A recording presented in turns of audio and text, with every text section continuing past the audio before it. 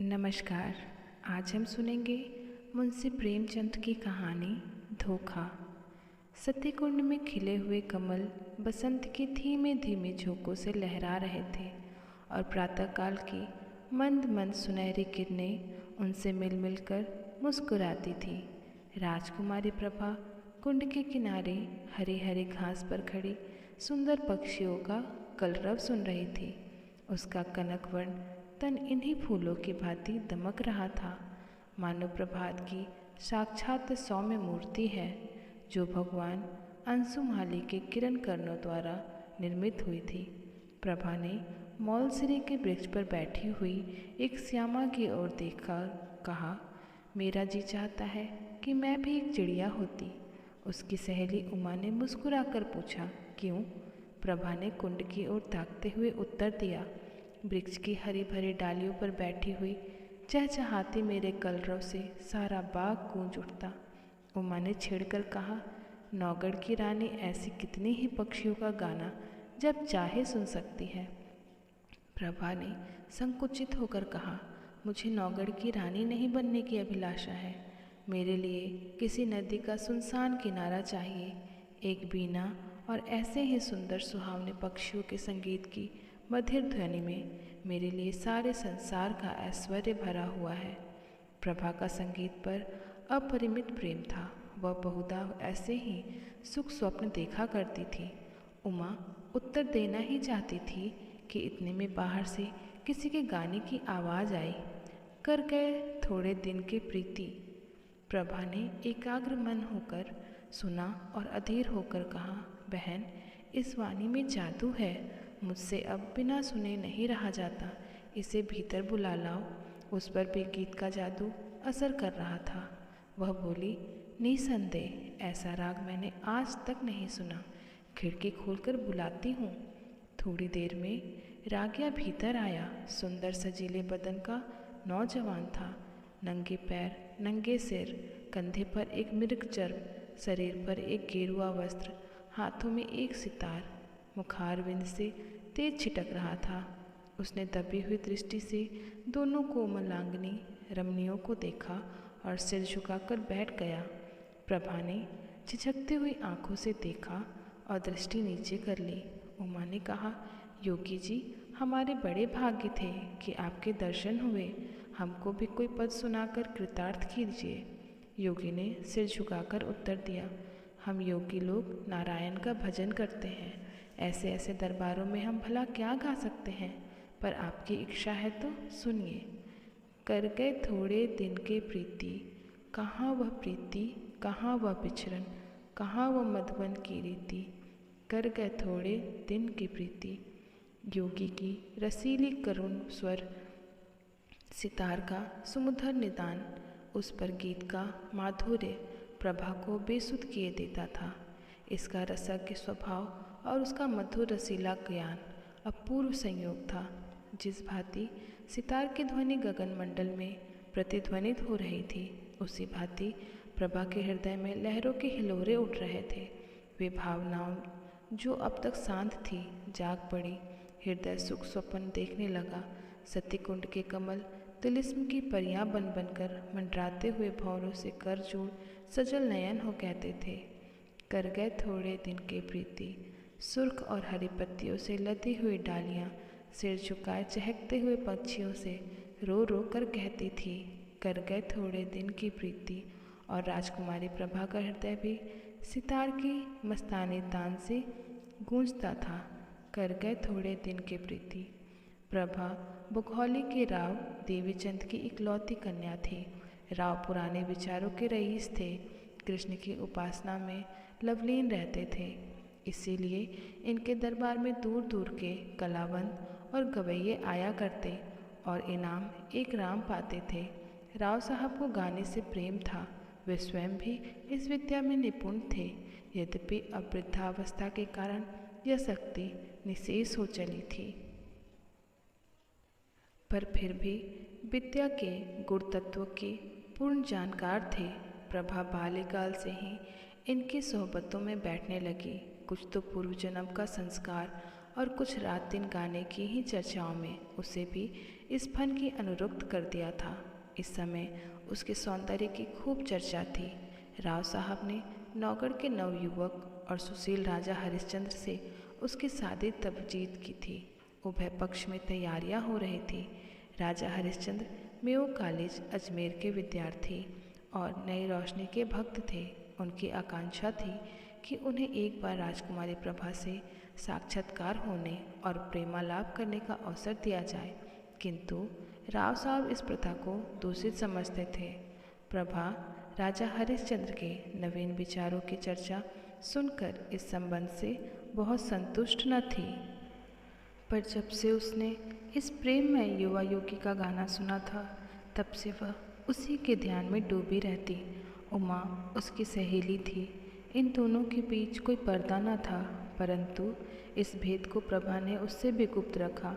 उमा उसके स्वभाव से परिचित थी, ताड़ गई, परंतु उसने उपदेश करके इस अग्नि को भड़काना उचित न समझा। उसने सोचा कि थोड़े दिनों में यह अग्नि आप से आप शांत हो जाएगी।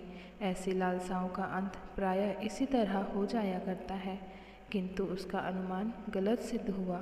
योगी की वह मोहनी मूरत कभी प्रभा की आंखों से न उतरती। उसका मधुर राग प्रति क्षण उसके कानों में गूंजा करता। उसी कुंड के किनारे वह सिर झुकाए सारे दिन बैठी रहती। कल्पना में वही मधुर हृदयग्राही राग सुनती और वही योगी की मनोहारिणी मूर्ति देखती। कभी कभी उसे ऐसा भास होता कि बाहर से यह आवाज़ आ रही है। वह चौंक पड़ती और तृष्णा से प्रेरित होकर वाटिका की चार दीवारी तक जाती और वहाँ से निराश होकर लौट आती। फिर आप ही विचार करती, यह मेरी क्या दशा है, मुझे यह क्या हो गया है। मैं हिंदू कन्या हूँ, माता पिता जिसे सौंप दे उसकी दासी बनकर रहना धर्म है। मुझे तन मन से उसकी सेवा करनी चाहिए। किसी अन्य पुरुष का ध्यान तक मन में लाना मेरे लिए पाप है। आह, यह कुलसित हृदय लेकर मैं किस मुँह से पति के पास जाऊंगी। इन कानों से क्यों कर प्रणय की बातें सुन सकूंगी, जो मेरे लिए व्यंग से भी अधिक वर्ण कटु होंगे। इन पापी नेत्रों से वह प्यारी प्यारी चितवन कैसे देख सकूंगी, जो मेरे लिए वज्र से भी हृदय भेदी होगी। इस गले में वे मृदुल प्रेम बाहु पड़ेंगे, जो लोह दंड से भी अधिक भारी और कठोर होंगे। प्यारे, तुम मेरे हृदय मंदिर से निकल जाओ। यह स्थान तुम्हारे योग्य नहीं। मेरा बस होता तो तुम्हें हृदय की सेज पर सुलाती, परंतु मैं धर्म की रस्सियों से बंधी हूँ। इस तरह 1 महीना बीत गया। ब्याह के दिन निकट आते जाते थे और प्रभा का कमल सा मुख कुमलाया जाता था। कभी कभी विरह वेदना एवं विचार विल्लप से व्याकुल होकर उसका चित चाहता कि सतीकुंड की गोद में शांति लूँ, किंतु राव साहब इस शोक में जान ही दे देंगे। यह विचार कर वह रुक जाती। सोचती, मैं उनकी जीवन सर्वस्व हूँ। मुझ अभागिनी को उन्होंने किस लाड प्यार से पाला है। मैं ही उनके जीवन का आधार और अंतकाल की आशा हूँ। नहीं, यो प्राण देकर उनका आशाओं की हत्या ना करूँगी। मेरे हृदय पर चाहे जो बीते, उन्हें न कुड़ाऊँगी। प्रभा का एक योगी गवैये के पीछे उन्मत्त हो जाना कुछ शोभा नहीं देता। योगी का गान तानसेन के गानों से भी अधिक मनोहर क्यों न हो, पर एक राजकुमारी का उनके हाथों बिक जाना हृदय की दुर्बलता प्रकट करता है। राव साहब के दरबार में विद्या की शौर्य की और वीरता से प्राण हवन करने की चर्चा न थी। यहाँ तो रात दिन राग रंग में धूम रहती थी। यहाँ इसी शास्त्र के आचार्य प्रतिष्ठित के मसनद पर विराजित थे और उन्हीं पर प्रशंसा के बहुमूल्य रत्न लुटाए जाते थे। प्रभा ने प्रारंभ ही से इसी जलवायु का सेवन किया था और उस पर इनका गाढ़ा रंग चढ़ गया था। ऐसी अवस्था में उसकी गान लिप्सा में यदि भीष्म रूप धारण कर लिया तो आश्चर्य ही क्या है।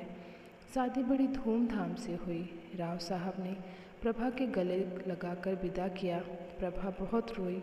उमा को वह किस तरह छोड़ती न थी। नौगढ़ एक बड़ी रियासत थी और राजा हरिश्चंद्र के सप्रद प्रबंध से उन्नत थी। प्रभा की सेवा के लिए दासियों की एक पूरी फौज थी। उसके रहने के लिए वह आनंद भवन सजाया गया था, जिसके बनने में शिल्प विशारदों ने अपूर्व कौशल का परिचय दिया था। श्रृंगार चतुराओं ने दुल्हन की खूब सजारा। रसीले राजा साहब आधार मृत के लिए विल्लव हो रहे थे। अंतःपुर में गए। प्रभा ने हाथ जोड़कर सिर झुकाकर उनका अभिवादन किया। उसकी आंखों से आंसू की नदी बह रही थी। पति ने प्रेम के मद से मत होकर घूंघट हटा दिया। दीपक था पर बुझा हुआ, फूल था पर मुरझाया हुआ। दूसरे दिन से राजा साहब की यह दशा हुई कि भौरे की तरह प्रति क्षण इस फूल पर मंडराया करते। न राजपाट की चिंता थी, न सैर और शिकार की परवाह। प्रभा की वाणी रसीला राग थी, उनकी चितवन सुख का सागर और उसका मुख चंद्र आमोद का सुहावना कुंज। बस प्रेम मद में राजा साहब बिल्कुल मतवाले हो गए थे। उन्हें क्या मालूम था कि दूध में मक्खी है। यह असंभव था कि राजा साहब के हृदयहारी और सरस व्यवहार का, जिसमें सच्चा अनुराग भरा था, प्रभा पर कोई प्रभाव न पड़ता। प्रेम का प्रकाश अंधेरे हृदय को भी चमका देता। प्रभा मन में बहुत लज्जित होती। वह अपने को इस निर्मल और विशुद्ध प्रेम के योग ना पाती थी। इस पवित्र प्रेम के बदले में उसे अपने कृत्रिम रंगों पर हुए भाव प्रकट करते हुए मानसिक कष्ट होता था। जब तक राजा साहब उसके साथ रहते, वह उनके गले लता की भांति लिपटी हुई घंटों प्रेम की बातें किया करती।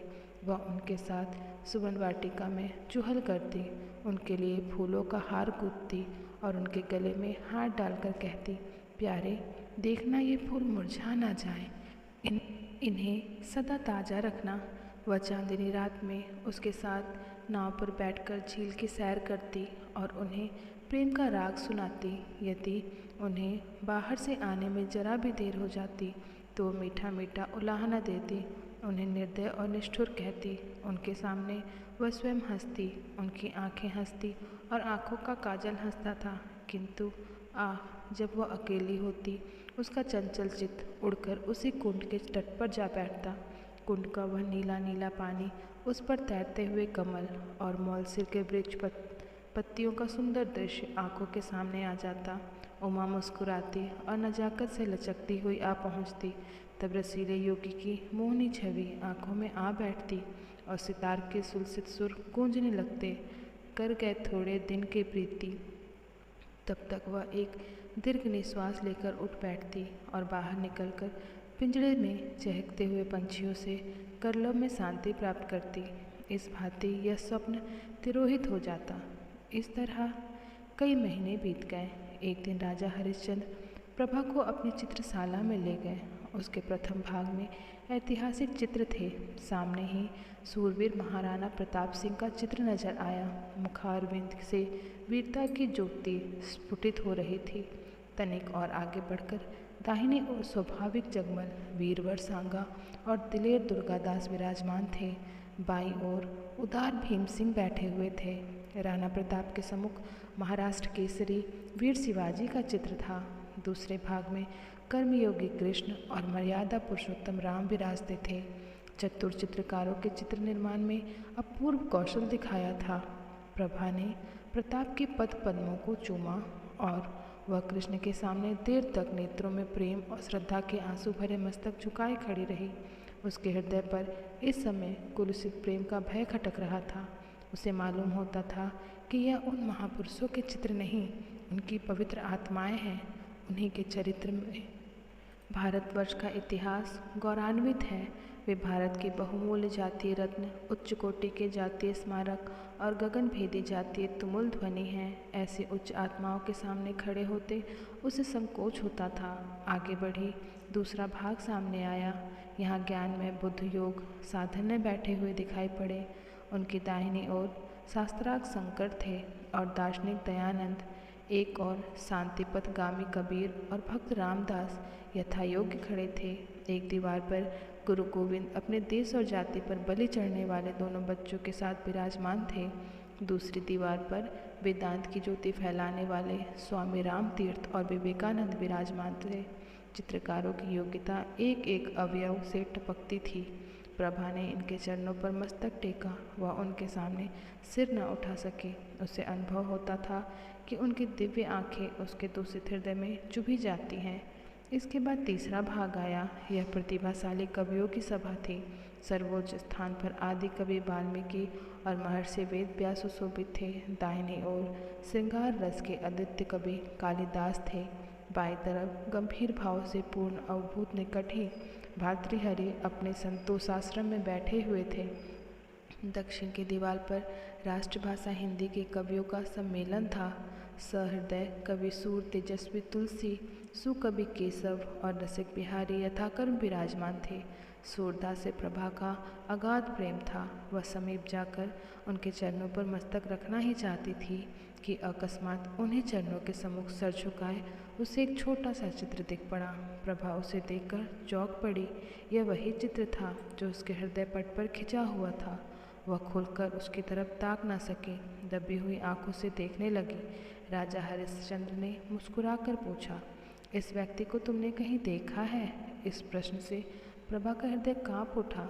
जिस तरह मृग शावक व्याघ्र के सामने व्याकुल होकर इधर उधर देखता है, उसी तरह प्रभा अपनी बड़ी बड़ी आंखों से दीवार की ओर ताकने लगी। सोचने लगी, क्या उत्तर दो इसको? कहीं देखा है? उन्होंने यह प्रश्न मुझसे क्यों किया? कहीं ताड़ तो नहीं गए? हे नारायण, मेरी पत तुम्हारे हाथ है, क्यों कर इनका इनकार करूं? मुंह पीला हो गया। सिर झुकाकर क्षीण स्वर में बोली, हाँ, ध्यान आता है कि कहीं देखा है। हरिश्चंद्र ने कहा, कहाँ देखा है? प्रभा ने सिर में चक्कर सा आने लगा। बोली, शायद एक बार यह ज्ञाता हुआ मेरी वाटिका के सामने जा रहा था। उमा ने बुलाकर इसका गाना सुना था। हरिश्चंद्र ने पूछा, कैसा गाना था? प्रभा के होश उड़े हुए थे। सोचती थी, राजा ने इन सवालों में जरूर कोई बात है, देखो लाज रहती है या नहीं। बोली, उसका गाना ऐसा बुरा न था। हरिश्चंद्र ने मुस्कुराकर कहा, क्या गाता था? प्रभा ने सोचा, इस प्रश्न का उत्तर दे दूं तो बाकी क्या रहता। उसे विश्वास हो गया कि आज कुशल नहीं है। वह छत की ओर निरखती हुई बोली, सूरदास का कोई पद था। हरिश्चंद्र ने कहा, यह तो नहीं, कर गए थोड़े दिन की प्रीति। प्रभा के आंखों के सामने अंधेरा छा गया। सिर घूमने लगा। वह खड़ी ना रह सकी, बैठ गई और हताश होकर बोली, हाँ, यही पद था। फिर उसने कलेजा मजबूत करके पूछा, आपको कैसे मालूम हुआ? हरिश्चंद्र बोले, वह योगी मेरे यहाँ अक्सर आया जाया करता है।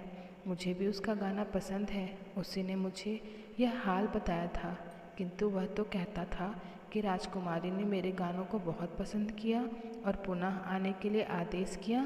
प्रभा को अब सच्चा क्रोध दिखाने का अवसर मिल गया। वह बिगड़कर बोली, यह बिल्कुल झूठ है, मैंने उससे कुछ नहीं कहा।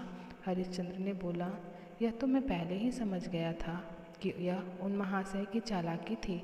डेंग मारना गवैयों की आदत है, परंतु इसमें तो तुम्हें इनकार नहीं कि गाना बुरा ना था। प्रभा बोली, ना, अच्छी चीज़ को बुरा कौन कहेगा?